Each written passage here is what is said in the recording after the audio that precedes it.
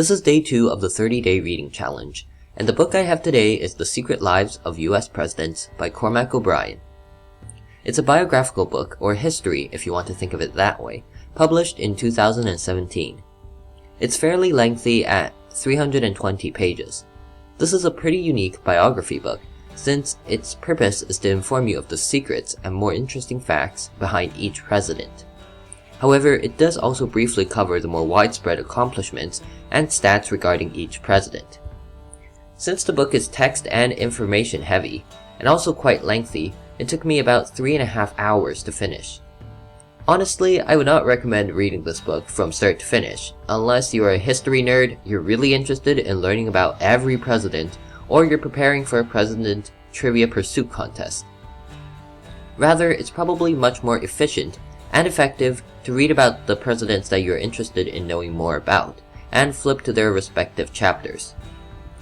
With that out of the way, here are some highlights of the book on 4 different presidents, 1 to 3 outstanding facts for each. These are facts that I personally found to be really interesting and fascinating. I hope you enjoyed them. The first president to be highlighted is, literally, the first president, George Washington. According to the book, he was a massive spender, setting an example for other presidents. His salary was $25,000, which is about $1 million today. Of this, an incredible 7% was spent on alcohol. Besides the booze, he also wisely invested his money into luxuries, such as leopard skin robes for his horses. Next up, we have 3rd President Thomas Jefferson.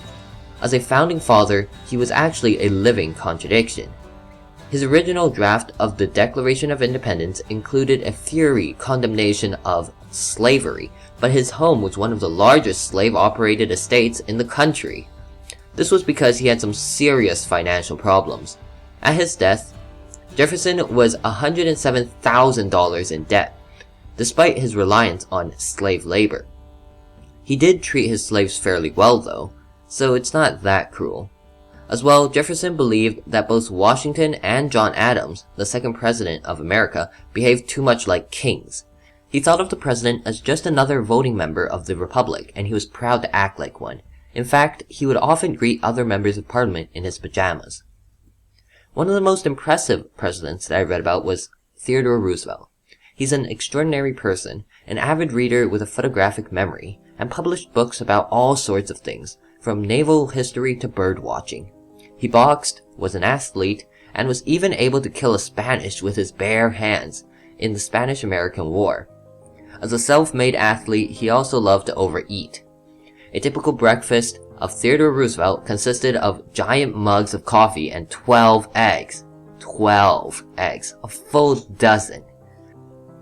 Finally, we have George W. Bush. 1 year into presidency, he was watching a football game. Suddenly, he slumped off his couch, his head hitting the floor, giving him a cut. And why did this happen? Because he had choked on a pretzel. Yup, the pretzel caused him to be unconscious for a brief period of time. As well, like his father, George W. Bush had vocalized plenty of astonishing brain farts. One of my favorites is, "I know how hard it is to put food on your families." Of course, there are also plenty of facts about presidents like Abraham Lincoln, John F. Kennedy, Barack Obama, and even Donald J. Trump. So if you're interested in that, check out the book. What I liked about the book was that the content was truly interesting. I laughed out loud a few times, and there's so much that I never would have thought to search up or learn about. Who knew that John Quincy Adams liked to swim in his clothes?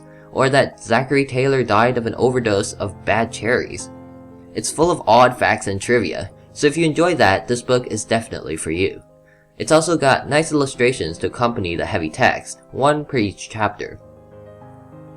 As I mentioned before, though, the best way to use this book would probably be to use it as a reference, or read it intermittently. After about 10 or so presidents, I really needed a break. One of the reasons it took me so long to finish this was because it was getting repetitive, and it's pretty text heavy. However, it'd probably be much more fun to read 2 or 3 presidents per day, since that won't be as overwhelming. In general, I'd give it a rating of 3.7 out of 5 since I genuinely enjoyed it. If I didn't need to read it in one day, it might get a better rating.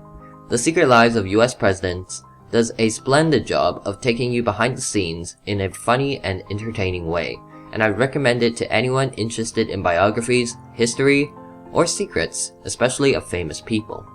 So that's the end of this review. If you do end up reading this book, tell me how it goes. What's your favorite part of the book, or favorite fact? If I missed anything, feel free to point that out. Thank you all for listening, and happy reading.